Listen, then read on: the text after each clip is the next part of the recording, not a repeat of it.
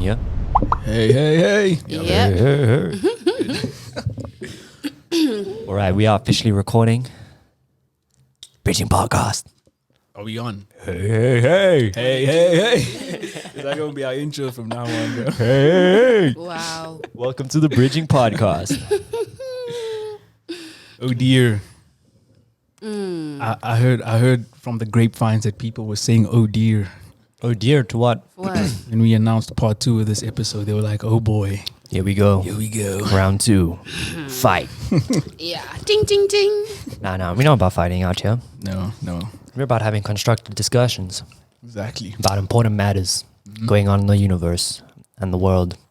More specifically, South African universe and world. Facts. Welcome back to the podcast, Candace. Thank you for having me, Josh. I'm only going to acknowledge you and Damn. not the person across from the table who wanted to start a fight with me. Yeah. Yeah. We were speaking about that first part of the state of women in South Africa. And Tools seemed really regretful about not stating his case. He wanted a round 2. So here we are today.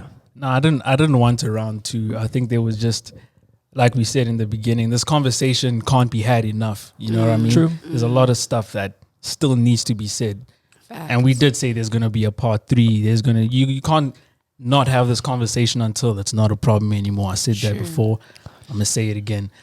But yeah, there are stuff that I would have liked to bring up in the previous episode that I didn't get to. But we just unpacked so much that I didn't have the opportunity to. But that's not to say that what we did end up speaking about wasn't, constructive, wasn't good, wasn't learning material nonetheless. 100%. I mean, one of the biggest things from that previous podcast was that question that you asked, what does it mean to be a man to you? Yeah. And we sat down with Uncle Vic last week. Was it last? No, it was this week. It was Monday, bro. It was on Monday, yeah. We sat down with him and we just chatted about that. What does it mean to be a man? And I think it was really good to speak to someone from an older generation, get that different perspective from him. And one of the things that he brought up was, because one of the topics that Tools just had to get in there was men are trash. Yeah. Hashtag men are trash, because it is quite a controversial talking point, right? And I think at this point in time, majority of men all agree that we have been trash. Like, we have been trash. And still continue to be. And are still continuing to be, like Yeah. many of us to this day are still continuing to be trash. And that's kind of what we're trying to stop, right? But then an important point that Uncle Vic did bring up was, like, hashtag men are trash does really, like, it does good numbers in terms of getting it out there, raising awareness. And I think it's achieved its goal, right? I feel like we're all on the same page. Like, men have started to identify how they've been trash. They've started to realize, okay, people around me in my circle, like, that's trash behavior. Right. That's trash mentality. And this is like, before hashtag men are trash, we didn't really think about it that way. So I think it's done really good in terms of, like, highlighting the issue. But then one thing that Uncle Vic did bring up was, like, it's not the way to move the needle forward. Right. So then it's like, okay, so what is the way to move the needle forward, I'm gonna bring up the matter that I think the men are trash movement is now starting to do more harm than it is doing good. You know what I'm saying? I feel like, as far as getting attention, it did do that. It gained attention. But how I would compare that is to, like, for example, let's say you stay in a quiet neighborhood, you know what I'm saying? You're somebody that you just wanted to have a peaceful Thursday evening, you know what I mean? And then there's one of your neighbors that decides to blast music, you know what I'm saying? That music is going to get everyone's attention, but not in the positive sense, you know what I'm saying? Because people are like, I mean, yeah, we get it. You have a loud sound system, but this is, kind of, I don't want to use the word bothersome because of what I'm mentioning specifically, but there's a word for it, but I just can't think of it right now. You know what I mean? Obnoxious. Nah, not obnoxious. It's problematic. Yeah. Problematic. Yeah. Because, the phrase men are trash, you know what I'm saying? It umbrellas all men, you know what I'm saying, for multiple reasons. Yeah. You know what I'm saying? And for me, it's kind of like, okay, you got our attention, right? Yeah. But now it's kind of a thing of where I'm also having to be a little bit on the defensive, not because for me, right? I know that the actions that I do and stuff don't contribute to the stuff that would garner or let's say award a man with the title of being called trash. Like I don't do that. I don't condone that. In fact, if you've been around me long enough, I say, you know, I constantly shout out to my friends that, yo, guys, listen, if you're someone that, you know, cheats on your girl, if you're someone that abuses your girl, wow, 1, 2, 3, 1, 2, 3. If I find out or you tell me now, just do that because we're not friends. Right. Because I don't believe in that. You know what I'm saying? Because I'm someone that believes in the energy that you kind of associate with is what you're going to bring. You know, I don't want someone in my life that's going to cheat on me. So I'm not going to condone that behavior by other people. You know what I'm saying? Same thing goes for stuff like rape, abuse, and all those things. You know what I'm saying? Yeah. So when me as a dude now gets confronted by someone who says that I am trash. Yeah. And then in my defense, I say, I'm not, you know, there are men that are trash that deserve to be tarnished, you know, deserve to be in prison, to be disciplined, whatever the case is. But putting me under that umbrella kind of forces me to be in the defensive. And I feel like what the men are trash movement is doing is it's like the help that you otherwise would have gotten from men who would have been like, you know what these dudes are doing is wrong. You know what I'm saying? Yeah. But they aren't the guilty ones, but you're kind of umbrellaing them under that. You kind of have them playing a little bit of the defensive, where it's kind of like, okay, I get what you're facing, but now you're kind of vilifying me, if that's the word, and making me seem like I'm this bad person. And now it just introduces this whole thing of conflict of interest. I'll just make that point. So hashtag not all men. Nah, I mean, I don't want to say not all men. Like the hashtag should just be different, where we speak about, you know, the dudes that are trash. But, you know, saying something like not all men are trash kind of feeds into that same mentality of all lives matter in a sense type of thing. Yeah. And that's not the point we're trying to make, because the point of why the men are trash movement is a thing is to bring to light the issues that women are facing. Yeah. Okay. This is where we're going to fight. Ding, ding, ding. Yo, Okay. you're spilling your drink already. We got that on cam. So I hear what you're saying, right? I hear what you're saying.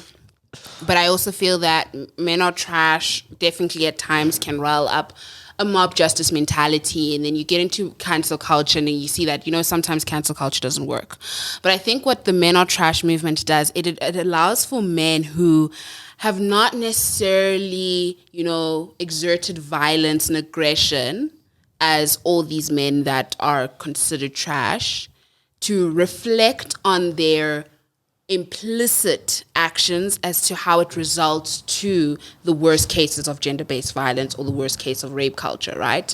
So I think what patriarchy does is that it gives boys in particular the power and privilege to say things, to do things without facing any form of repercussions and consequences. And that's what makes you trash, right? So even through your banter, even through your jokes, even the way you speak to women, it still makes you trash. Even if it doesn't result in you slapping a woman or physically beating a woman or physically raping a woman, the idea that you have this power that exerts this form of like superiority makes you trash. So men are trash is, yes, looking at giving the awareness to say that, okay, there are men who have physically gone out of the way to harm women, but they also, in the conversations you have through your WhatsApp groups, in the conversations you have with women, in the conversations you have with your boys and joke about how girls look like in like small bums, big bums, that is still being trash, right? Okay. So men are trash is essentially asking you as a man to unlearn and relearn how you use your power that patriarchy gave you, right? So I think people essentially think, yeah, men are trash, okay, rape, gender-based violence, that's what you see on Twitter. But if you actually explore it further, I think it's really just asking men to take a second to reflect on their everyday actions And what is it that they're doing in their day-to-day life to change the system of patriarchy? So if you're being invited to an event and you notice, this is only men, where are the women? What are you doing as tools in your capacity to make sure that there's more diversity, right? If you are being in a meeting and you find, it's only men, and we're talking about a campaign regarding women's health, what are you doing in your capacity to dismantle that and saying, guys, listen, what we're doing isn't right. We need to have women on this. I think for me personally, I get that, yes, when women are dying, when children are getting human trafficked, we are quick to say men are trash. But if you look at the deeper roots of it, I believe it's really just asking men to self-reflect on their day-to-day actions and what they're doing in their own capacity to change. That makes sense. But I think different men have different levels of power in the situation. Because I feel like there are different hierarchies. Like you get patriarchy, right? There are different hierarchies within the patriarchy that men are classified at, right? So, for example, someone who might be the leader of a popular political party talking a certain way about things, they have a lot more impact or influence in terms of the way other men think than someone like me and Tools, for example, who don't have as much. I don't know. We're not as high ranking members of the patriarchy. If you get what I'm trying to say. Yeah, I mean, I think regardless of your position in society, based on your gender, you still have some form of privilege. Okay. I think, just take an example of just walking into a room and how you would be treated to your female counterparts. Take the experience of just day-to-day experiences of how when women are taking public transportation, their lived experiences are very different to how men take public transportation. We have to share live locations, make sure our pepper spray is working, make sure the child lock door is not on for an Uber. It's two different realities that we live in, right? But we're still being affected by the same system of patriarchy. So I think the difference is that women are getting killed, women are getting beaten, women are getting kidnapped, but men are facing this pressure of trying to understand how is it that they meant to be a man, and that crisis of manhood is essentially affecting both parties. So I think patriarchy is definitely something, it's real. Men benefit from it. How society treats you on a day-to-day basis, it's real. And I think that's why Men Are Trash are asking men in particular to really understand and reflect on the power that you have in your own personal capacity. That's the thing though.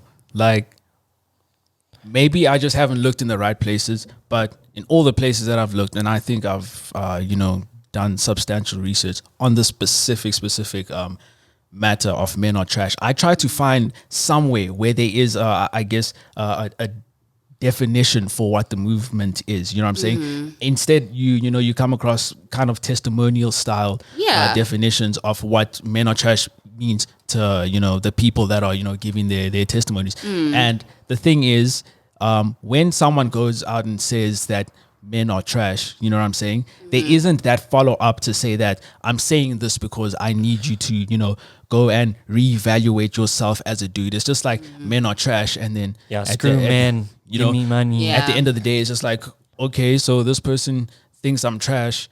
Okay. And then the dudes that don't say anything about it, don't say anything, mostly because you think that they agree with you, but usually it's because you get that immediate thing of, it's one of these type of people. You know what I'm saying? And that's kind of the wrong image to push, because again, you're pushing away the people that would help you, because this thing is a two-way street. We're only going to come to viable solve solution it together. Exactly. Yeah. But I think the responsibility in terms of owning your own accountability and learning is based on your own work, right? So I think Men Are Trash is definitely an instrument of radical feminism, in that they're saying, yes, men are trash, men do this, men do that, men are trash, right?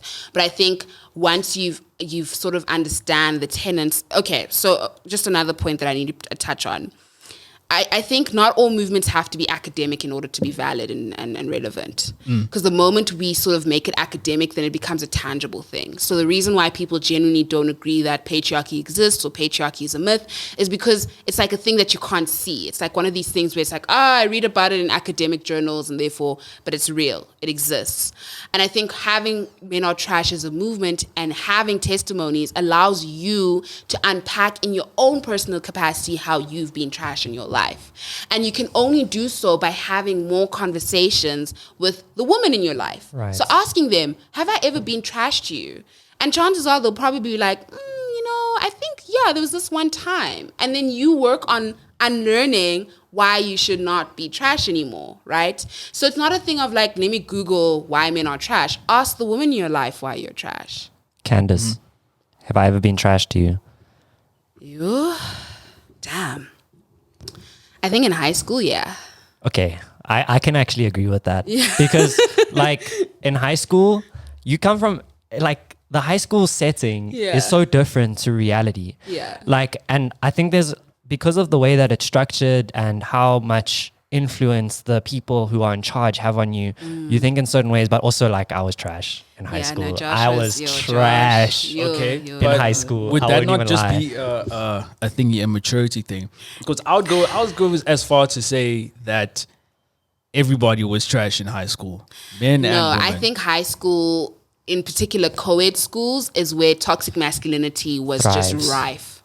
Toxic masculinity was rife. It's because of those systems that are in place. Exactly. I really think it's because of those systems in place. It's kind of what we're talking about in the first part of this podcast was how, like, I think in schools, what happens a lot of the time is that masculinity of like a man should be this, a man should be that is really drilled into and a lot no in homo schools. if you mistakenly touch your friend, that thing of like, you cannot be feminine, you have to be macho and masculine, and you can't show emotion, you can't show, and then on top of that you must dribble a lot of girls because you have to have a body count.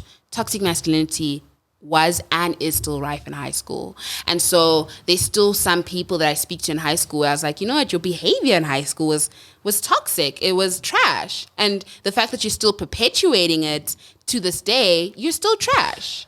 I'm sorry to go back to this, but what did I do was trash? Because I want to just make sure that is something that I've fixed at this point in time. You definitely fixed it. There's a reason why we're still friends to this day. I think there has been a constant unlearning and relearning, especially in the university space, where you've sort of left that thing of like, I have to be, very... How can I say? So I got this vibe from you when I first met you, is that you're very cool and you only hang out with like, skinny blonde girls. And I've never liked blondes. And he also just gave this vibe that, especially through conversation, like you're very condescending as well. And I was like, okay, yeah, he is a DJ, so maybe DJs are like that. And yeah, I found it very difficult to relate to you, even though I liked you as a person. I was like, okay, he's a cool guy, but I also get vibes where I'm like, So I think when we eventually went to university, and then I think like through the conversations we had with Fees Must Fall and the willingness to unlearn and relearn, then I was like, no, this is a person who's willing to engage. So yeah, I think you definitely had that pressure in high school where you had to appear, or you had that performance anxiety to perform, to seem to fit. Be the cool dude. To be the cool to dude. Be a khay. To be a khay, to be a boot, body count. But I think with the moment you leave the high school environment and then you're saying, people are like, yeah, be who you want to be. You are mixing with other different types of people. And that pressure's removed. The pressure's sort of removed. And it's alleviated. You have more freedom to be who you want to be. Exactly. And that's kind of, I think that's something that we've done really well in universities, hey, is that we've like allowed people to just, there's no pressure. There's no that like social pressure on you. There is to some extent, but it's not as hectic as like high school, for example. Yeah. So that, how do we stop that stuff from happening in high school? Like that's the thing, though. That's what I'm trying to get to, is that at the end of the day, all of these, different outcries that we have really only hit the problem at the fruit, you know what I'm saying? And not at the root. Because at the end of the day, we're shouting, all of these, things. Hashtags, yeah. All of these hashtags, here you go.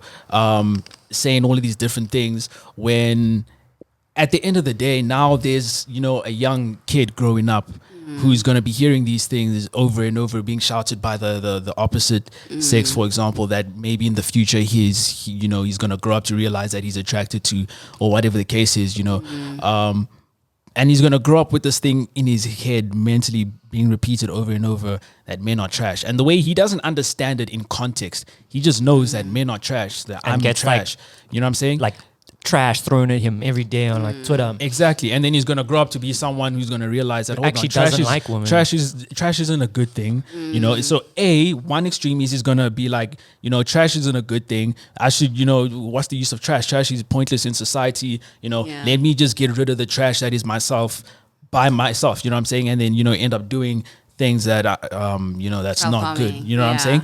And then on the other extreme, you know, this person's gonna grow up on the defensive, and he's going to, you know, feel the need to constantly prove why he's not trash. Like, can a trash man hit you like this? You know what I'm saying? So it's kind of like circles back to the issue that we're facing. So that's why I feel like the wording. But okay, here's my thing. I don't want to just this is not a men are trash podcast.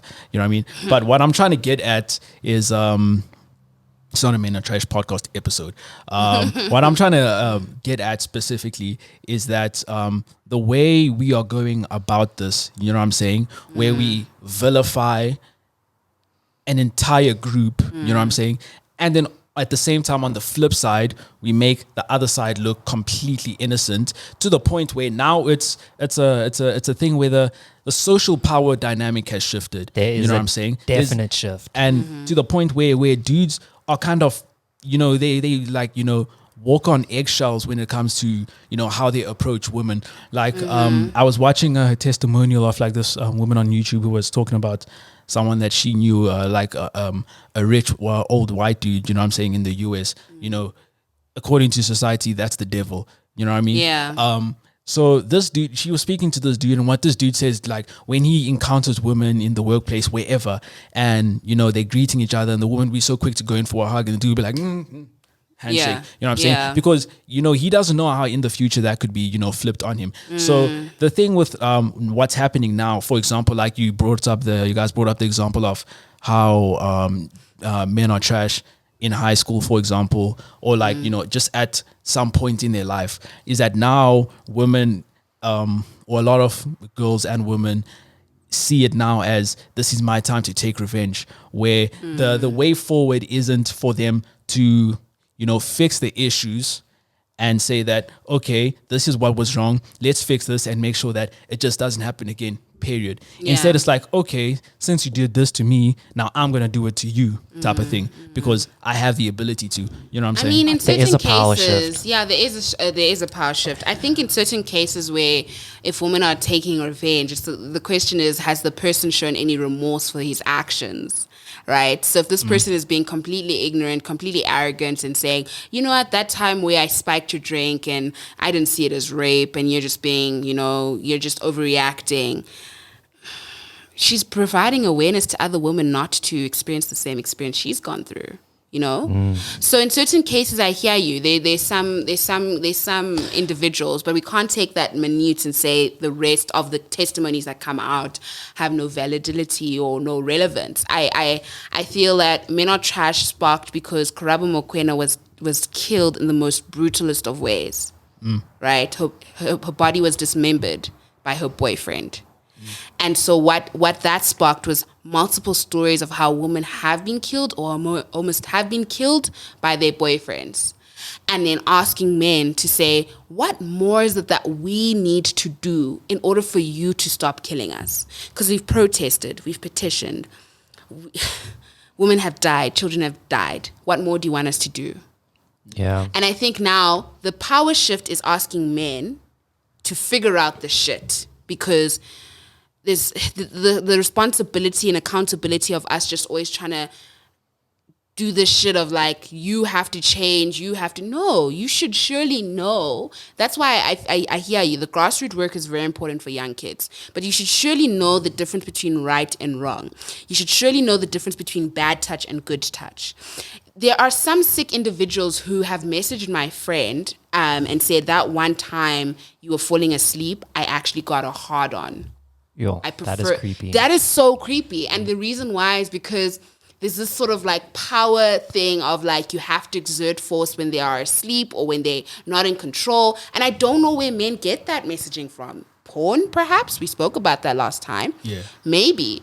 But I think what's important is that there definitely needs to be grassroots development work, especially in young minds, in the discussion of what it means to be a good human being. In particular, what it means to be a good man.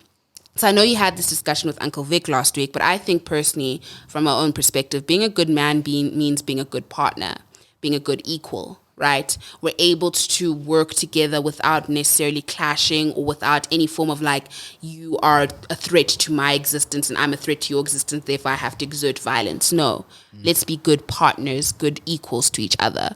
And I think we need to reshift how we discuss masculinity and providing a positive masculinity. So seeing pictures of Josh with his long hair in a skirt, that's redefining manhood, right? That's saying that, yes, I can be this fashionable guy, but I can still be good in wearing a skirt. My identity. Still be good looking. Come on. Yeah, still be good looking. Rock that skirt. Come on. Skirt with long hair. I look good. Still get Huns. Still in the skirt. Tiffany, check his DMs. Still look good. Oh, man. Come on. Still look good, and he's not threatened by it. You know, he's not threatened by exerting his identity. And I think the influence that has for younger generations, in particular young boys, are saying that I can be whoever I want and still identify as a man. So I think Men Are Trash is definitely something where it's overlooked, definitely because of all the rage that is going on and also because of the defensiveness that men have. But we're overlooking the fact that it's asking for men now to take accountability for their shit. Okay, but ask us to take accountability for so now we should. That's a long hashtag. Okay. Hashtag take accountability for your shit is a long hashtag. Here's the thing. Okay. Let me actually take that back. It shouldn't be a thing of like dudes need to be asked to take accountability for their shit for them to actually take accountability. We shouldn't be for their asked. shit. Yeah, exactly. Like we're men. Come on, be a man. Take accountability. Exactly. Like if anything, if there's anybody that should teach you how to take accountability for your shit, it should be, you know, another man who came before you who is wise enough. That's just kind of how growing up works. You know what I'm saying? That is why, you know, the importance of a father figure in a man's life is so important. You know what I'm saying? But like, dude, I'm gonna come in against that because I knew Josh was gonna come in. Coming from part one Yeah. of this discussion, I mentioned clearly I didn't have a fatherhood figure when I grew up, but I still know these things. The thing is, you say that you don't, but I feel like you could be wrong. I mean, Uncle Vic, for example, you know what I mean? Like, I feel like you do, just probably not in clear-cut ways that you think like, oh, this is the person, like this is the old dude that I would call up when I would have A, B, C of a problem. But maybe they, you know, when you just, you know, navigated through life, even maybe in the business world, for example, there was that one dude type of thing who said, you know what, this is kind of wah. And then you took that advice, you know what I'm saying? That's, you know, the presence of I don't want to say the presence of a father figure, but what the presence of a father figure is supposed to, you know, that's what it does. That's what it does. Role models. One thing that I can say for sure is I didn't have a negative role model. Someone that taught me that it's okay to hit, it's okay to fight, it's okay to be abusive. I didn't have that. So maybe the problem is that maybe it's not specifically the absence, but maybe it's the presence of abusive father figures. You actually are taught how to be a participant in that toxic behavior. Definitely. And I think maybe that is the issue. Maybe it's not just... Do you think that like the absence of fathers is also an issue? Because, I don't know, as someone who's grown up without... Yeah, you normalize the fact that if I have the response... You see, the key words of today's podcast episode is responsibility and accountability. And what patriarchy does is that it allows for men not to have those things when it comes to being a father, when it comes to, you know, any sort of power dynamic in relationships. So the blame is always on the woman to carry the household, on the woman in relationships. That's why you always have these tropes that come through, like make sure you're with a strong woman so that you can go through anything, because by that it means she can handle the shit you put her through, right? So I think when you're having absent fatherhood, you're sort of also normalizing in young boys' minds that it's okay for my dad to only come when he wants to come. It's okay for my dad to only occasionally send the child allowance when he wants to. You know, he's living his best life, so I should too, without the responsibility of taking care of my family. And it's a real thing. We see young boys transform into men who therefore have these problematic relationships later on, being F-boys, and then like, you know, it is what it is. Nah, bruh. you need to take responsibility. You need to take Has an accountability. impact. It has a huge impact, not only on the identity of these young minds, but mental health as well. Yeah. It has an impact on us as men as well. I mean, if you're going to define your self-worth or your manhood in how many huns you are able to get, Yo, body count. that's a lot of pressure. Yo. Yeah. Like, you don't need to put yourself under that pressure. You can define who you are based on your own self-worth, not on Yeah. the self-worth like from other people give you. Like, and I think that's a general thing. I don't even think that's specific to men. It's like whether you're a man or a female, your self-worth should be coming from you. It should be coming from who you are. And I think a lot of the time we are all guilty of having like basing our self-worth on what other people think and stuff. So if we are able to instill those values, and what I liked about what you said earlier is just teach people how to be good people. Maybe men need a little bit more focus because of the situation we find ourselves in. 100% agree with that. But we in general should be teaching people how to be good people. Facts. And holding people accountable to that. If you're not being a good person, you need to be held accountable in some way. I agree. And I think, so this brings me on to the, let's go back to cancel culture, because I feel like cancel culture has been weaponized. And the reason why I'm saying this, because there was a situation, we've kind of alluded to it in a few of our podcasts, on how we had a friend who got accused of rape, and then he like literally lost, I mean, he had like a really successful YouTube channel. He lost like all of his fans. His social standing was obliterated. Sure. And he had like no say in that. So I'm like, at that point, I'm like, okay, this, I completely understand where it's coming from. I completely understand the purpose of cancel culture and what its goal is, but it is very much possible in this day and age. And we were talking about that power shift. And what I see has happened is online power has shifted to women. Yes. But in real life, power still is held with men. Yeah, So, definitely. and I think before you continue, like that polarization, I don't think is a good thing, because that separates us when we need to actually find ways to come together. Yeah. Yeah. I think socially, I wouldn't say online. I would say in the social construct, that the power shift, that's where it's prominent. You know what I'm saying? But physically, when it comes down to the individual, you know what I'm saying? When a man is in front of a woman, then obviously, you know, for obvious reasons, the power shift, I guess, still lies with the man. I mean, the power shift still lies with the man, regardless of it being social or physical or online in particular. Because what I find very interesting is if you definitely do, you know, so for example, if I go on Twitter and I say Tools did this and this and this and this, right? And then next thing people are canceling Tools. Tools has the financial means or the power to just issue a case of defamation or just to silence the person accusing him, right? So the power still definitely lies with men who have these connections in order to make sure that their career still lives on. I mean, let's look at Tumiseko and how he was able to just say, I knew nothing was going to happen to me. I was going to still flourish. Is he still flourishing? I don't know. Go on his Instagram page. Tell me he's not flourishing. You see, But that's the type of toxic masculinity that I really don't like. That really has us going backwards. Arrogance. You know what I'm saying? That whole thing, because he's There's trying no to do form of that. accountability. There's no form of like show of remorse on his part to say, I was young, I was stupid, I was pressured, or something like this happened, to be like, I understood what I did was wrong. He hasn't learned. I'm flourishing.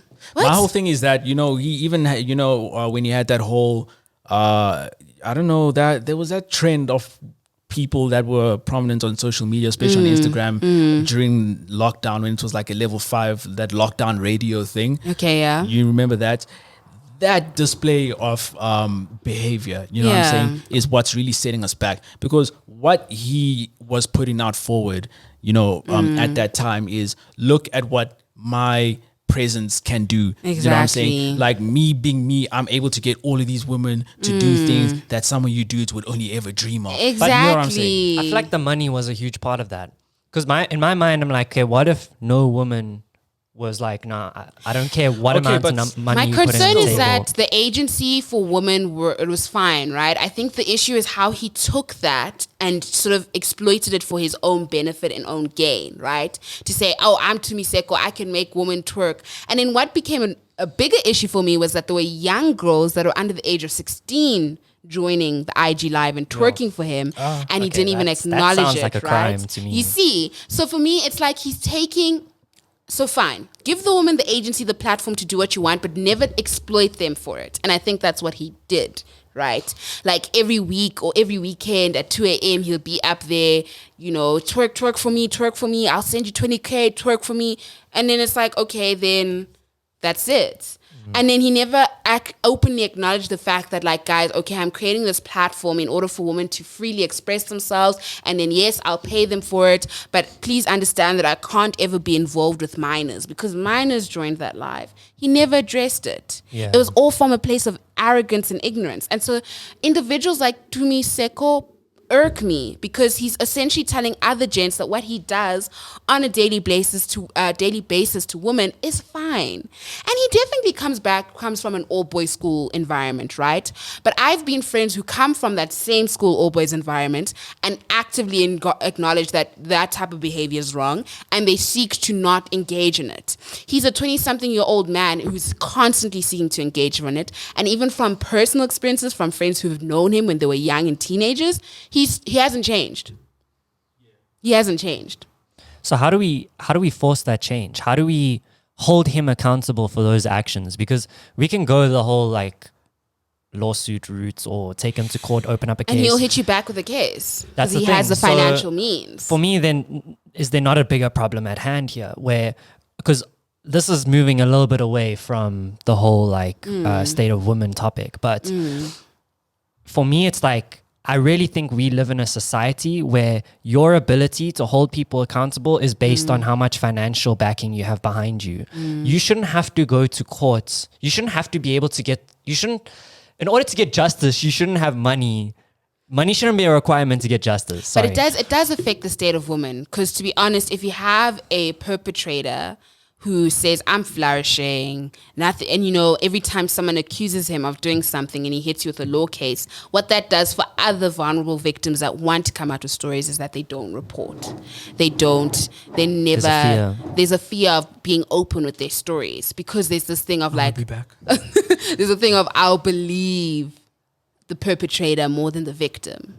So it does affect the state of womanhood because rape culture sustains, it persists because of arrogant men who just believe that what they do, there's no consequences to it. That's what patriarchy does. I can just rape a woman without any consequences, and if she chooses to allege me or what's the word? Accusation. Accuse me, I can just hit her with a law case, and that's it. And then it's sorted. Yeah. So then how do we hold these guys accountable? That's my question. Because we can't go to the freaking courts to do it. It doesn't seem like that's the solution because the courts get weaponized against it, right?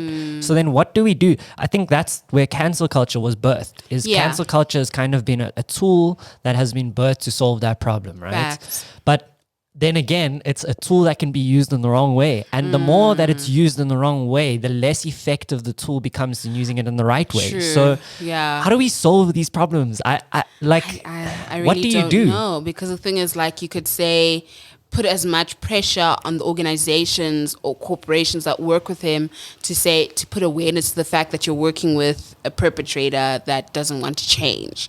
And then maybe that takes away his source of income, therefore taking away his financial power, therefore making him sort of unlearn. But I don't know if does he get his financial income from different companies that support him? I think so. I don't know. So then you need to figure out those companies and be like, I choose yo. not to actively. To be honest, I've blocked him because I think, whenever I see stories come up where women are telling their experiences with threads and particular experiences, it's like you can't make these things up, right? Specifically where you're so detailed to what exactly happened, and then other women will be like, I recall this happening to me when I was with him.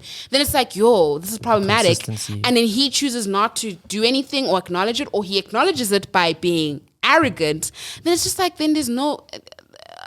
we need to do something. Do you think maybe a part of the problem is that us as South Africans, we like spice? Because now, because of the fact that we like spice, we're gonna go and watch a video of some chicks twerking for 20,000 rand on Tumisiko's live stream, and that's possibly one of the main reasons why he does it, because people go and watch it, and he gets the attention from that. So maybe we need to be responsible as people and not entertain anything of the sort. And when he starts that live stream, gets people, he can drop 60K getting people to twerk. If no one's gonna watch it, he's not gonna do it. So maybe, I don't know, maybe that's the solution. I mean, if me being petty, I would get someone to twerk, use the money, and then issue a law case. Damn. Against him. But hey, it be like that sometimes. I think it's just, again, showing how rape culture sustains, because if you look predominantly at the audience that he attracts, it's mostly women, and so they would always protect him. The women are protecting him. Look at, let's take it back to 4 weeks ago, where Lady Nxumalo was telling her case against what happened with her and Java. And majority it was women, but majority of the women were accusing her of lying. That's very interesting. Right. Because in my mind, it's like, then that's an issue with women, right? So can we dive into that a little bit? Like, why do women feel the need to defend the perpetrator? Because there were comments that were coming up that I just didn't understand, like saying, oh, but you weren't dating, so if you weren't dating, it doesn't mean it was abuse. Doesn't mean you have to date someone to be abused. And I think that's just sort of the ideology we've been given as women, to say, if he hits you in a relationship, it means he loves you, and therefore you must stay, right? There were also other things to say, like, no, you're making this up, you're just doing it for attention. You know, and the thing is, I don't know why. I don't know why we, as women, are so quick to not believe other women when they've been raped or been abused. It's like, and you know what even kills me further is that even if you need the physical evidence, if someone posts a picture, then they ask you, what did you do to receive that hurt? Yeah. So there is a huge problem in the way, in particular, young girls are molded for relationships, in that, you know, they have to be prepared for this. They're expecting this sort of abuse. And if it happens, then they're also conditioned to say that it was your fault that you were abused. Okay. I don't know much about this whole Ladies and Mass Java case, right? But was there actual evidence that against him, or was it her word basically that was the main source of evidence? The thing is, I also haven't really looked in the particulars of the case, but I do recall her, issuing a statement about it. I think at his launch last year, he had a concert, and then it was discovered that Java had a wife, and so she just came out with a statement. And I'm not sure if it's gone to court, but essentially people are saying, but why didn't you go to the police? Why didn't you report it? And she just chose not to. But I think if you listen to her Instagram live, she said that it first started off with the mental thing of like, oh, I'm a producer, I'm also an artist. Let me, take your vocals and I'll add it to my songs. So exploiting her. Then it started off with the thing of like, okay, now you're at my place. Let's just, I'm going to make you feel uncomfortable. I'm going to make you feel like, and touch you in inappropriate places. And then it escalated. And I think for her, she just couldn't believe that this was happening, because essentially it started off as a friendship and he took it as a way to exploit her. And it happens in the industry that you work in particular the industry that she works in, that a lot of the time these male producers take very young talent, in particular women, and they exploit them for their benefit, and then add some form of sexual coercion into it as well. So it's crazy. It's crazy. Okay. But I think, the fact that women as well can be patriarchal gatekeepers and not believe our stories is the most heartbreaking thing. I am just going to try and explain what's going on in my mind right now, because I think this is something that we should definitely talk about. I'm scared to share this, right? Because I'm scared of being labeled as a rape apologist. And based on what you're telling me, like, obviously I don't know too much about the situation. You told me that she's issued a case, right? In my head, is it not a possibility that she could be weaponizing this against him? And I'm not saying that she is. I'm not saying that it goes either way. What I'm saying is I don't know.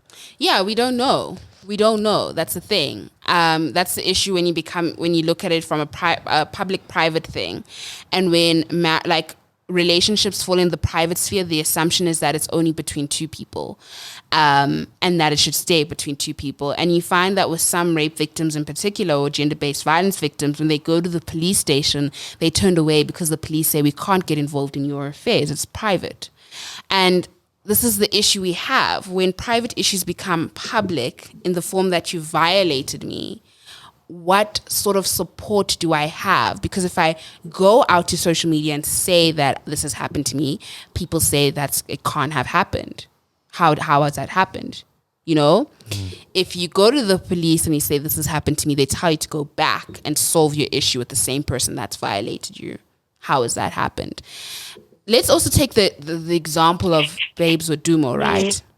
Oh, hi. Is that a caller? Is that a caller? What is going on? What is that, bro? I don't know what that is. Okay. If you take the example of Babes with Dumo, right? And how she actually, there was a video of, you know? And people were still like, no, she did something for him to do that. She provoked him. And for me, it's like, guys, violence, irrespective of whether provoked or unprovoked, is not okay. You must ask yourself, would you want that treatment for yourself? And if you say, no, I don't, then why do you assume that it's okay for others? I think there's a lack of humanity in this whole conversation of abuse. It's always just laid. It's always just the assumption that because it's happened with two people, you'd never know what's happened, and therefore you will never believe the person. But it's like, guys, you can... I feel like we can't make conclusions on either side because at the end of the day we don't know. Because even with the most brutal of cases, we see the evidence that's different. Of people being, that is different. There is still always doubt. Yeah, okay, that's those bad. People, that doubt is always bad. Those doubt. people don't, the people that still try to find some defense for the perpetrator, those people, obviously, they're not good people. You know what I'm saying? The way they think, their mentality, But you also need to understand, my thing is that why is it that when somebody, for example, like with the friend of ours that you mentioned earlier, who was accused of this thing, you know what I'm saying? It sounds very... we don't know. It sounds very we don't know what happened. Because, we've grown up with this dude and everything. Why is it wrong? Because me asking... How do we know that is true? Me asking that, why am I then immediately labeled as a rape apologist? Because it's the same thing.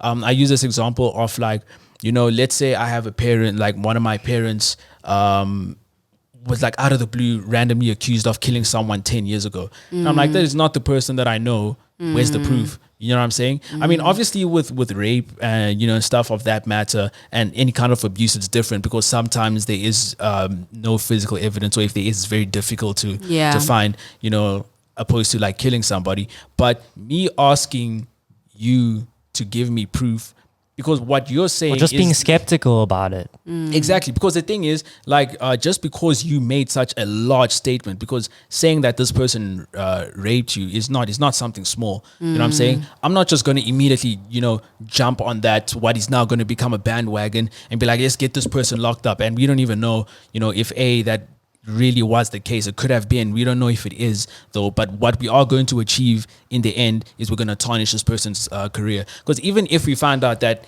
in the end, somehow we find out that this person was actually innocent and the person who accused them was just doing it out of spite, through that whole process, this dude's name has been tarnished. You know what I'm saying? Because now when you look at him, or when, he tries to approach a business for whatever reason, you know what I'm saying? In the back of their mind, they're going to be like, oh, that's that rape dude. He's got a label. You know what I'm saying? Yeah, I think in cases like that, obviously then both parties have to be informed that there needs to be a clear record or a clear statement of the events that took place in order for, the reputation. Because the thing is, I get where you're coming from. If it's a thing of like, yeah, it's tough. So you don't have anything to go off of. But just also, from I two think people's sometimes points of what view. can happen is that we don't necessarily. I think there needs to be definitions that are clearly stated out between what rape is and what a violation, sexual violation is, right? Because rape is the actual physical penetration of it, and then the sexual violation is you violated me inappropriately, right? And sometimes what happens is when you tell men you violated me inappropriately, they'll be like, yeah, but I thought you wanted it. Or it's not rape. Oh, it's not rape. So there's always that thing of like, but I thought. And it's always then a he said, she said. And I sort of get why it's so hard to prove. But for me, it's just a thing of like, there's always, whenever we're having these rape discussions, there's always the onus or the attention on the perpetrator's, reputation and employment, but never the victim's dignity. Yeah.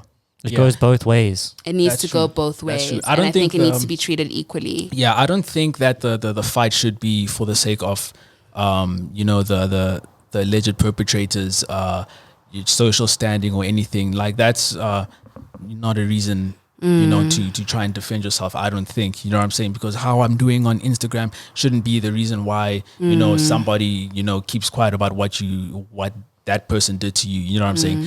I think it's more of a thing of you're assassinating that person's character. You know what I'm saying? Regardless of whether he did it or not. And if he did it, then for good reason. You know what I mean? My whole thing is it's just that. I think what we need to do is, I think you need to, because each and every rape victim or abuse victim will react differently. So some choose to carry on with their lives as if nothing has happened because they go through that process of denial.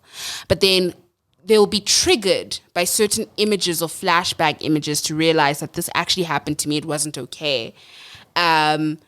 Because we normalize violence, especially in our society where we're such a violent society. Yeah. And so most of the times you find when victims come out with their story that happened maybe 2 or 3 years ago, people are like, but why are you coming so late? And it's because you're like, I've normalized this.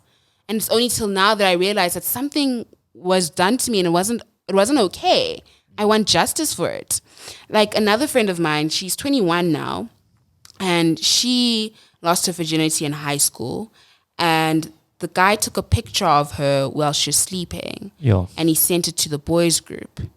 But she only realized when she was 21 this year that she was sexually violated or assaulted, right? Although, yes, there was consent, but the act of that's violation. That's violation, right? And this guy has still continued on as if nothing has happened, has not acknowledged anything that he's done, and he's continued on with life. So the question she has now asked herself is, does she now go out to the public? Because she knows when she tried to report it to her family, she was slut shamed, right? When she tried to tell her friends, they didn't believe her.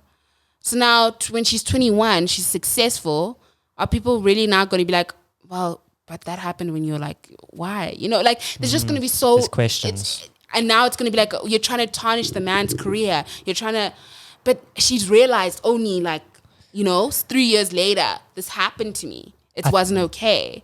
So I think the power dynamics or the act of being abused or raped it's so violent, but the after effect that it has mentally can confuse you to the point where you go through that thing of denial, rage, you blame yourself, then you continue as if life's going on until you see your perpetrator continuing on with life as if nothing happened, not acknowledging what they did to you was wrong. I think that's where the rage comes from, because it's like, you did something so inhumane to me, but you're continuing on as if life has gone on. That's when the rage comes from. Now that's like, okay, I have to do something in order for you to actually wake up and realize what you've done to me.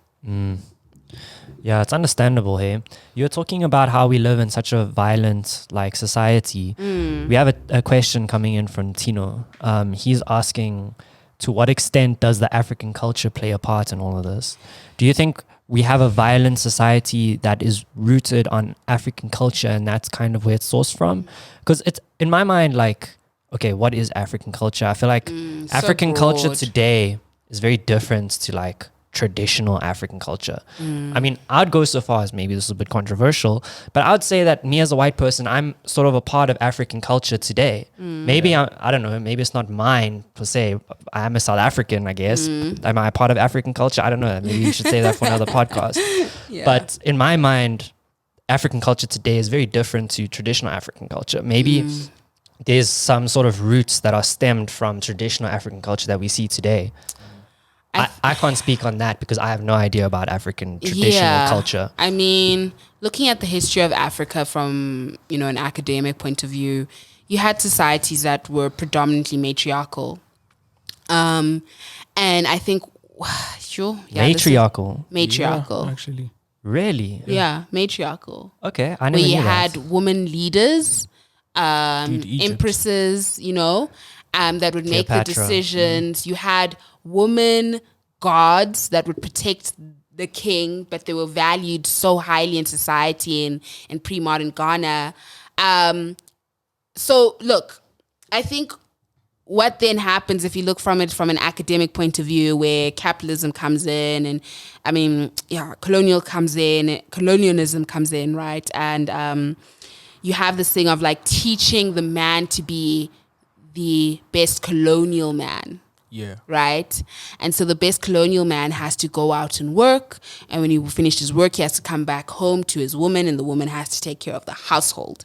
And therefore you have these set of traditions and values that come into play with an integration of culture that sort of gets dysmorphed from what actually was the origins of culture. Because when I look at it, right, before I used to be like, I don't believe in lobola. I hate it. I don't get it. Why must a man pay for me?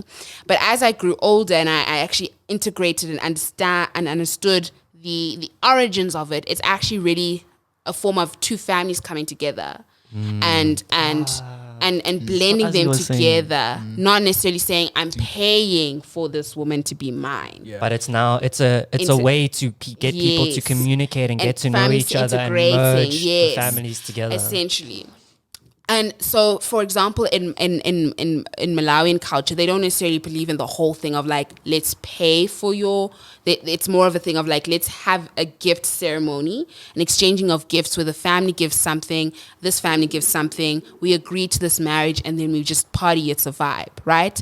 And that's something I'm like, I understand that. You want to integrate families because you're essentially starting a thing where you want to acknowledge ancestors, and you know, so I get that. But then when patriarchy comes in and says, no, I'm paying for this woman to be mine and she's mine as my own property, that transaction becomes dysmorphed from what original culture was. So I think definitely, you know, it's definitely a different episode on its own of looking at what culture really was in the beginning and what culture is now. And I have the most perfect person you want to bring on to that. Please, I was going to ask you. I'm so glad you brought that up. Because he really knows the fundamental values of what culture is and how societies dysmorph that. And he actually works on the ground in educating people in particular on understanding your person as an identity, your ancestral background, and different things. So, yeah, I think Tino's question, yeah. I am so keen for that discussion because I had no idea that it was matriarchal based. I don't know if I described that rightly, but rightly, wow. My English is terrible Matriarchal today. based was right, and then when you said rightly, then Yeah, that's when it went down. But anyways, like I had no idea that was a thing. And also, this was something, so we sent out the podcast that we did to a bunch of our friends, and Azzy, who's one of our friends, was saying exactly what you were saying about the lobola thing, of like the purpose behind it. Like it's not a transaction, it's kind of been dysmorphed into a different narrative to what it was originally. Right. So I think maybe a lot of the solutions to these problems can be found in like history and traditional problems. These problems have probably been solved way back when, and we kind of lost that a little bit. True. And I think what we need to do in our day and age is take good things from each culture and merge them, because we have that opportunity, right? We have the opportunity to be exposed to so many different cultures because of globalization, where we are actually enabled to take good parts of each of those cultures and form our own culture based on those good things that we see around us, right? So something like Lobola, me as a white dude, I can understand the value in that. Maybe potentially I could implement something like that, or like take the idea and implement it in a different way in the future and start forming a new culture based on that like positive aspect of it, right? I think that's kind of the way that we should be thinking as people in 2020. Definitely, that's the way we should be thinking in terms of masculinity, like the definitely like the specific attributes of masculinity that bring sort of positive change. So for me, I think there are certain elements of masculinity in particular where like I agree with, you know, being I wouldn't say okay. So you're gonna have the feminists come after you, Candace. Being a provider. I like e-wallets. But you know, there's certain elements that I think definitely are compatible with what positive men should be like, and not necessarily saying in order for you to be a man you shouldn't cry, you shouldn't, that we should totally get rid of. You're allowed to cry, you're allowed to feel, but you're also allowed to be what you want to be. So if you don't want to be a provider but you want to be a stay-at-home dad, be a stay-at-home dad. We won't judge you. It's okay, because you made that decision for yourself and it makes you happy. Giving people the individual autonomy for what they want to do is important, and I think that's what we need to do in particular with masculinity, reshaping masculinity for the better. Yeah. Okay. I feel like we're agreeing too much, and wow, throw us a curveball. We're not. Yeah. Because it's the Bridging Podcast. Just want to remind everybody that we're here to should be represent called the opposing Fighting sides. Podcast.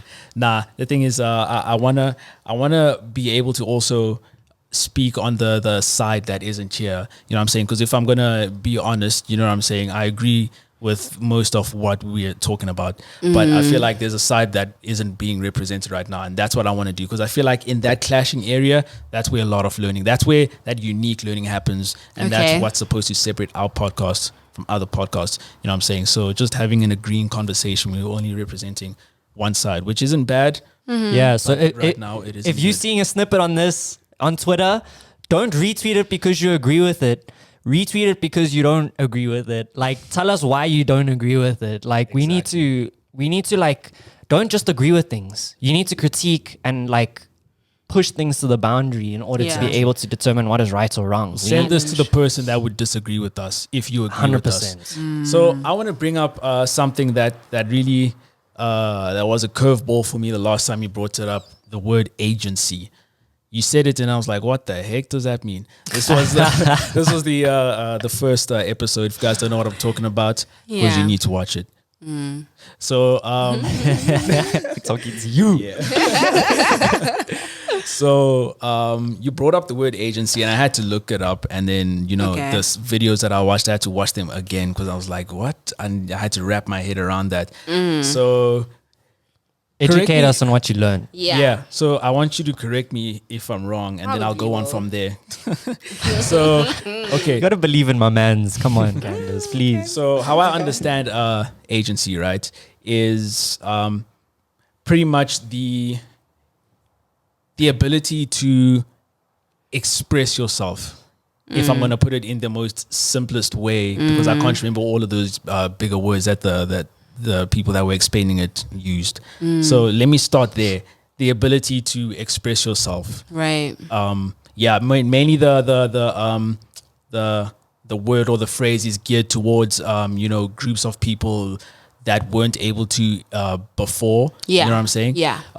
So black people or women. Your marginalized groups, yeah. Yes, there you go. You know what I'm saying? Okay, cool.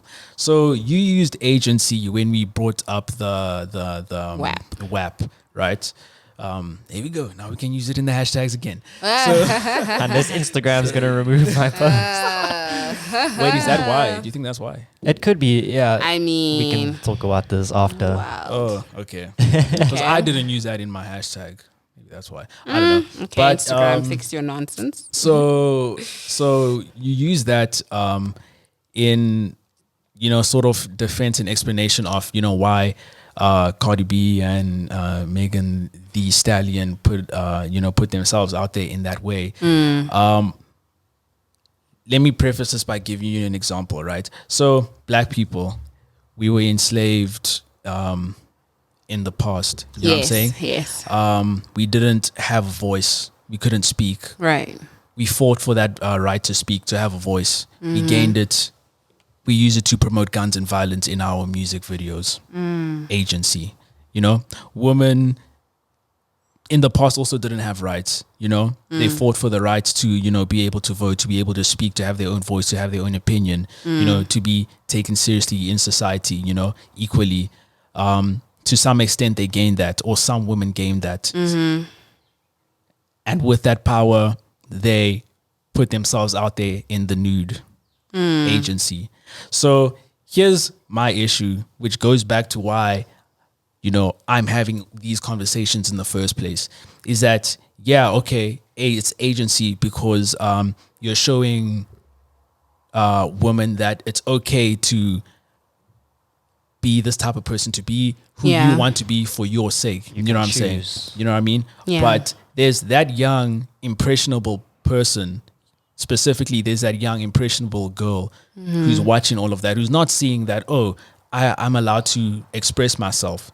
This person is seeing it as, this is, what I have to do to get the most attention. Right. Because really that's, one of the few things that goes on in a young person's mind when they're growing up is how do I, get the most positive out of people around me. It's only later on in life when we learn that, hold up, actually it's about how I think of myself positively. But in that point where it's critical, when it's crucial, that's how they're thinking. You know what I'm saying? To the point where, you get these young girls mimicking what they're seeing on the music videos and whatnot. You know what I'm saying? So why I'm bringing this up is because, I'm gonna come around to making the final point that in this whole thing of gender-based violence, both roles play, both parts play a role in being the problem.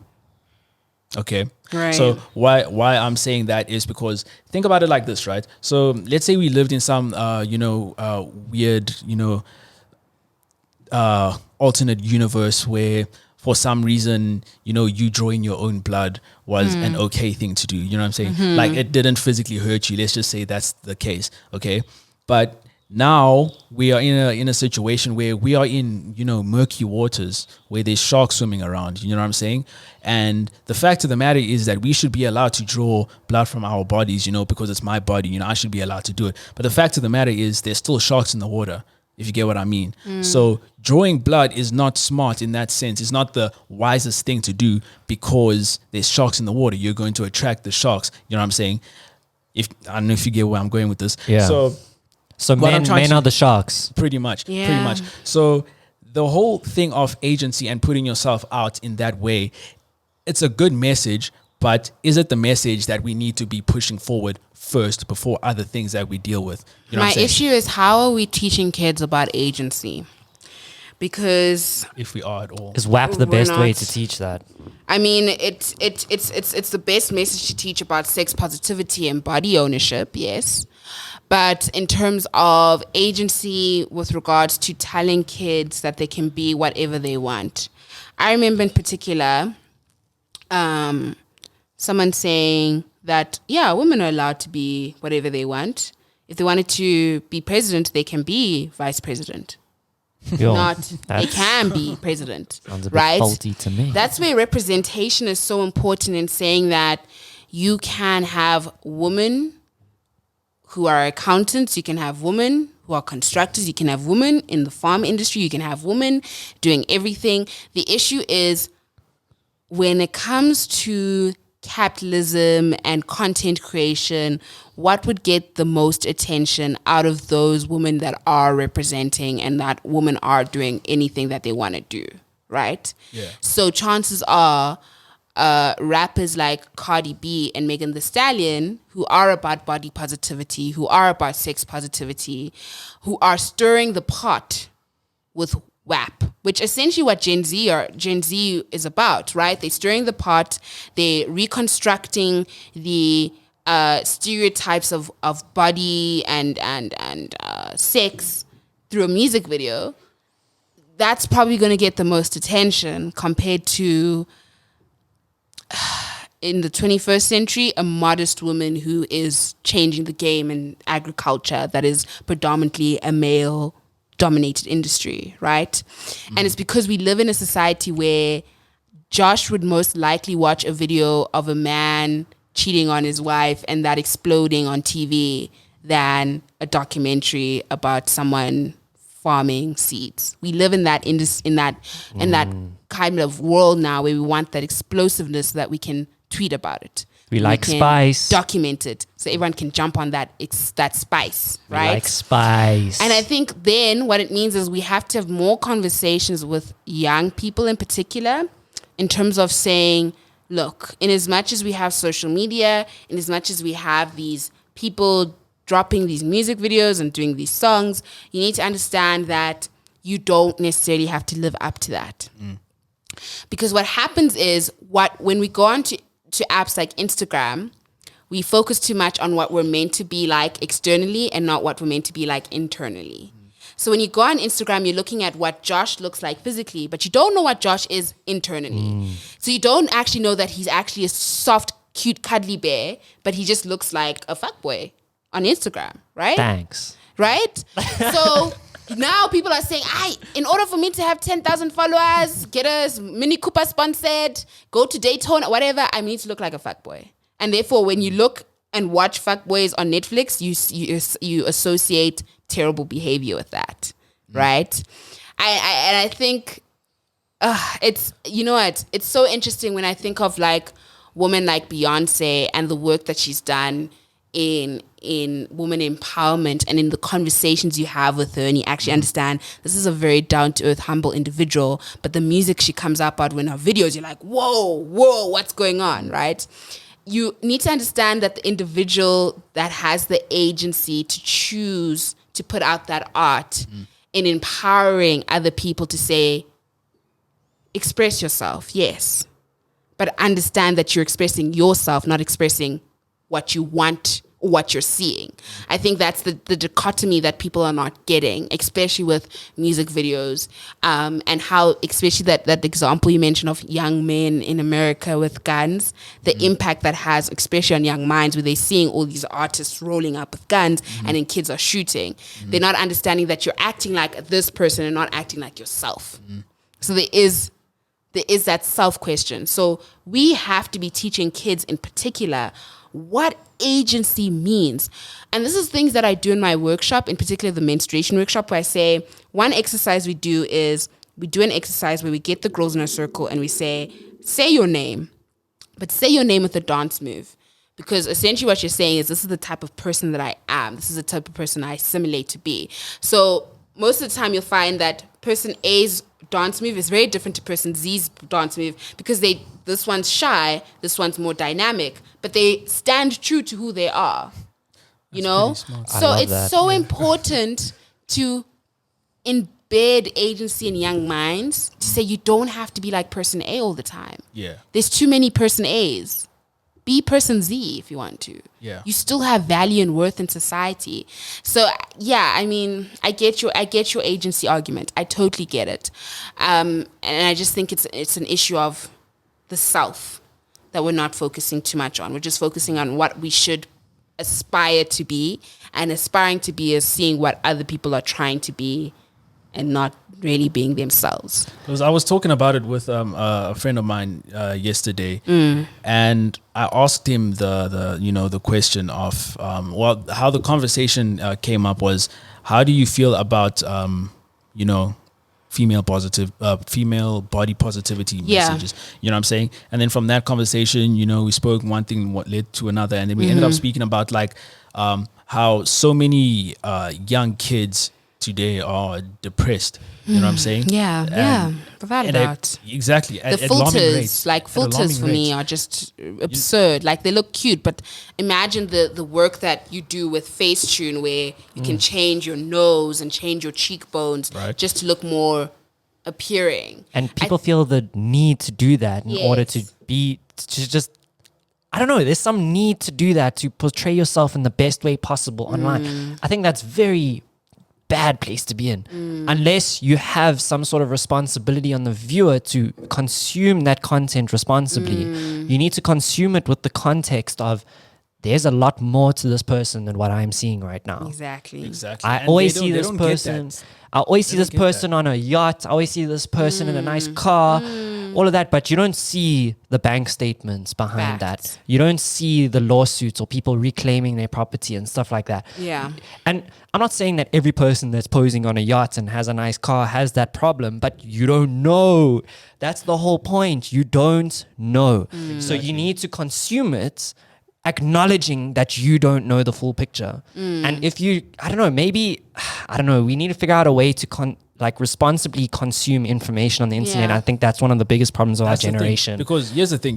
We didn't grow up, like our generation specifically, and obviously the generations before us didn't grow up with social media. You know what I'm saying? Yeah. Like our defining moments in life didn't happen when social media was around. So by the time it came about, you know, we kind of had an idea and a trajectory of this is the direction that I need to go to figure out who I am, you know? Right. And that's a me journey. You know what I'm saying? But now how these kids are growing up these days, they were born when all of these stuff came around. You know what I'm saying? Yeah. Like I had, for an example, an 11-year-old kid come up to me the other day, and he was like, he wants me to listen to a freestyle rap that he made up. And then he was like, wow, wow, wow, wow, wow, wow, wow, wow, wow, wow. I got your girl on her knees. Oh no. And then I was like, first of It all, was what do cool you, up until then. what do you, wow, wow, wow, wow. wow. was- Yeah, wow, dude, Wow, that's a wow, hook. slapped. Listen, that's that mumble rap. Wow, slapped. But anyways, I was like, what do you know about girls on their knees, first of all, and somebody else's girl on their knees in front of you? You know what I'm saying? So it's just kind of like, this is what they're exposed to. This is the people that are growing up that are going to eventually take, going to take over after us. You know what I mean? Right. So they grow up thinking that this is what I have to be, because all of us, you know, and the generations before us that are also still alive are also focused in our own problems. You know what I'm saying? We're fighting these fights not for the generations that's coming after us, but for ourselves. You know what I'm saying? Which I think if that's the case, you're losing the plot. You know, if you're fighting for women's rights so that you can have the rights, you know what I'm saying? I feel like you're losing the plot, because at the end of the day, you're going to do what you need to do in that moment to achieve the results that you want in that moment, so that you can experience those results.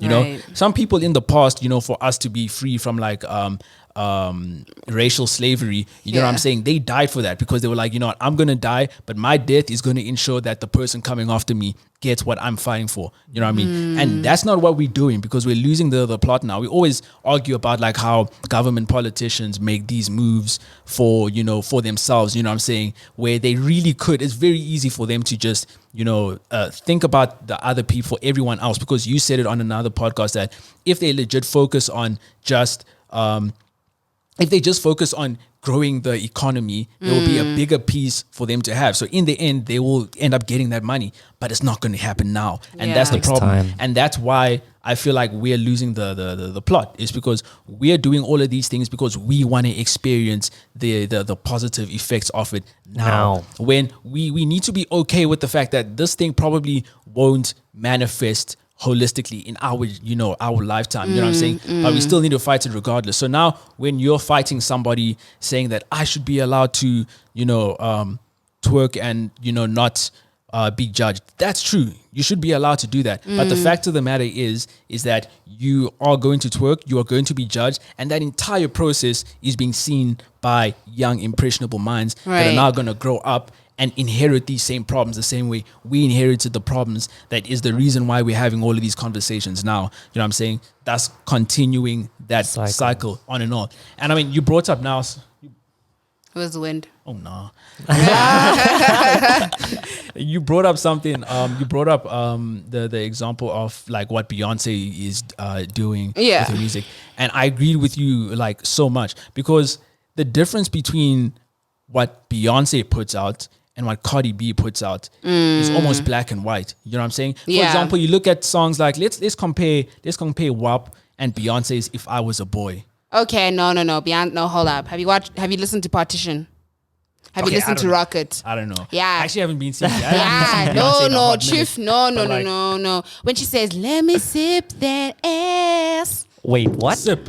How do you sip an ass? Let me make sure. Let me just make sure That's I'm getting some the lyrics constipation right. bullshit over there. No. Let That's me make sure I'm getting the lyrics right because I don't want to miss. Beckham type of I don't weird stuff. I don't want to misquote my girl, Beyonce, but she definitely, there's some ass in there. Okay. Look, when I think of Beyonce, I think of a brand, I think of someone who's hardworking and has pushed so hard to be at the forefront of women being successful, if that makes sense. Yes. That's how I picture her brand based off of what I've consumed. But obviously I'm not a part of the Bayhive or anything. So You said Bayhive, huh? Beehive. She Beehive, says, Bayhive, "Let me sit whatever. this ass on you, show you how I feel. Let me take this off. Will you watch me? Yes, mass appeal." She says, "And rock right up Bars. side of my mountain, climb until you reach my peak, and reach right into the bottom of my fountain. Hold me till I scream for air to breathe." Guys, this Beyonce, is very sexual. Yeah, exactly. It's Two very, sides. It's very But mature. That's for older people. That's surely. the thing. That's not for She- kids. She's not for the youngers. You know what I'm saying? I mean, Obviously they have access to listen to it, so you can't. but really also say look, that. I think this was also another conversation I was having with a guy friend, who was like, what sort of messages Beyonce sharing when she's always like in leotards and showing her thighs, and I'm like, It's sex appeal. That's what appeals to us as consumers, which is why people who are performers do it, because we click on it. So we need to decide, what are we going to click on it and why are we going to click on it? That's the thing. Because So they are we take, solving- they take Feel advantage good. of us, Are we dude. solving the problem? Are we solving the problem then? Because then if you're going to say that I want you to hear my message about why me as a woman, I'm powerful, and by you doing that and Yes. getting me to listen to that message, you gonna appeal do to the all of the opposite. things that we're supposed to be fighting I against. don't think which it's is that appealing to the objectification. opposite. I mean, look, women in the 1800s were definitely being very provocative and controversial by, saying that what men are doing in the household is completely wrong, and striking and leaving the house. And, that was controversial back then. Obviously, they weren't doing it in the form of, there were a few, but they weren't doing it in the form of like leotards and capes and WAP.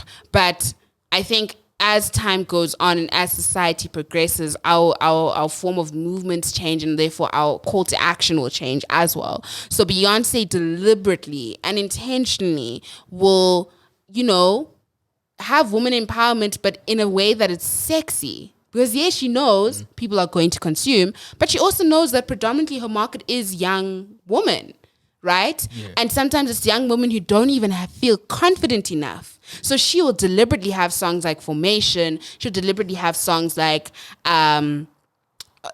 Lemonade, the whole album that speaks about, changing the onus on responsibility and accountability of men when they cheat rather than on women. Like she intentionally does that for women to just reclaim their power. Because what you need to understand about, just when you understand the, disenfranchised, another word that you can Google, tools. You just assume that I don't Disenfranchised know women, especially during the first and second wave movement, is that they didn't have the power. They didn't have the power. And now we're reclaiming it. We're reclaiming our time and reclaiming our power, especially black women. Because now I'm getting academic, I'm sorry, but first and second wave feminist movement in the West was predominantly for white women. The right to vote was predominantly for white women, because black women had the double burden and oppression of I'm black and I'm a woman. So if I can't even vote, and then when I get home, I'm still being oppressed, white women don't face that issue. So now our struggle is beyond the white woman struggle, where now we're reclaiming our bodies, we're reclaiming the spaces we're in politics, in music, in everything.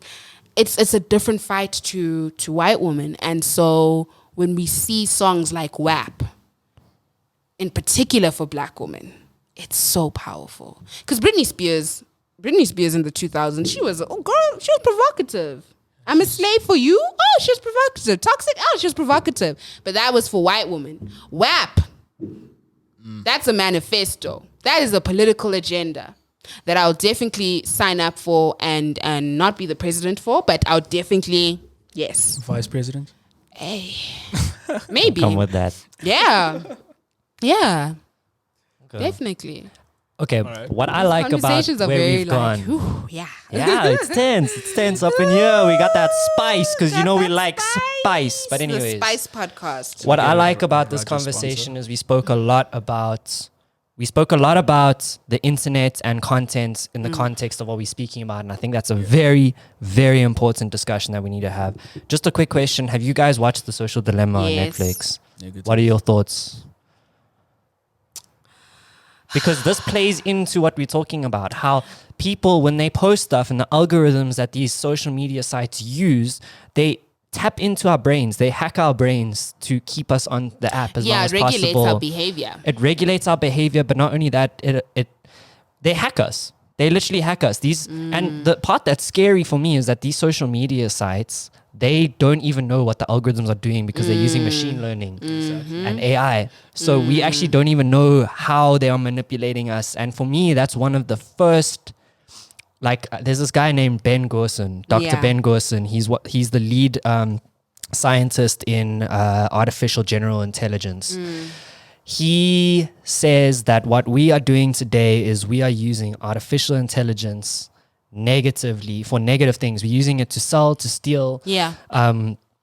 And that's how we are training artificial intelligence, which is going to have power over us as human beings at some point. And he feels Definitely. like we're using it in the wrong way because we're teaching it how to steal, how to sell, instead of how to do positive things. So I just want to hear your thoughts on The Social Dilemma. And the reason why I'm going into this topic is because the next podcast we're having, I am trying to get my lecturer from Varsity. I studied information systems on, and he can speak to us a lot about these things. So I just want to kind of preface this.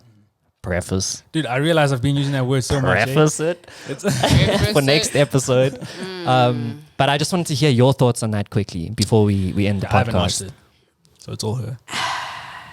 I think what really bothered me about it was there was a man that looked like Elon Musk that was controlling our minds. Do you like Elon Musk? Elon Musk. There was 3 guys that were in the controlling that. They looked like Oh, Elon those Musk. guys. They legit look, and I was like, "This is scary. This is scary." But,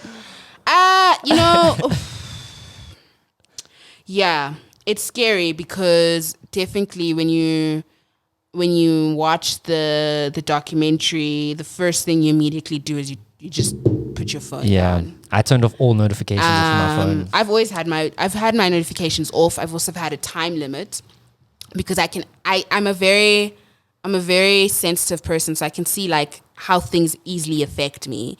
And being on Twitter for too long, for more than 30 minutes, can easily affect me. Being on Instagram adds anxiety because I'm seeing all these people doing the most, and I'm like,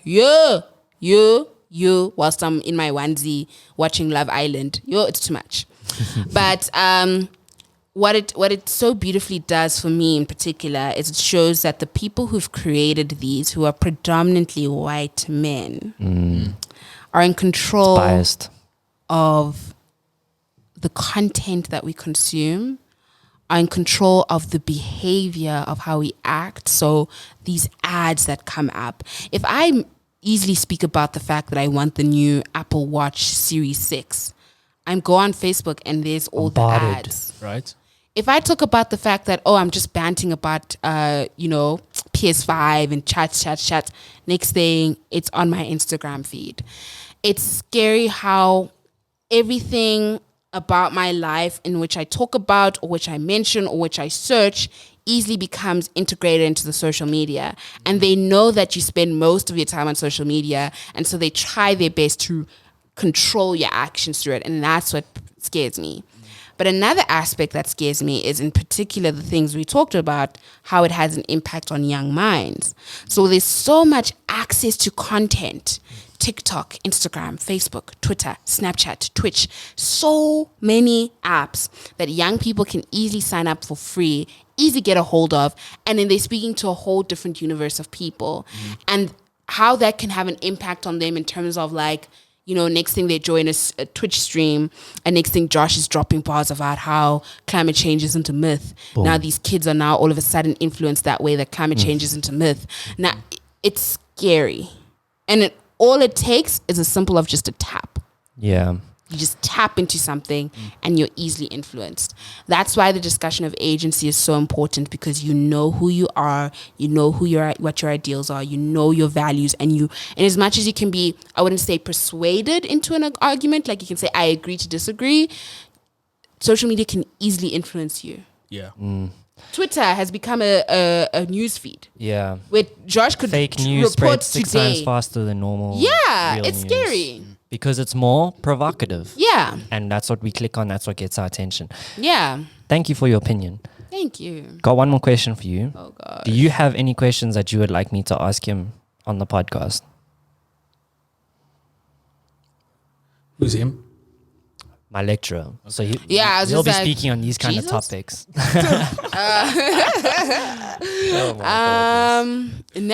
I think really what do we have to do to sort of make sure that we are in control of the systems that we've created, so that we're not in like a iRobot situation where Will Smith is fighting robots. Like, I think that's something that really does scare me. One day, like my MacBook just consuming me, and like what do we do to change? And I feel watching The Social Dilemma, I think I still was left with unanswered questions. Like, okay, sure, I know that I shouldn't always be easily swayed by the amount of notifications I have, but what more can I do to make sure that I'm not being easily swayed? Yeah. Okay. How do we be responsible consumers of content? Yeah. Okay.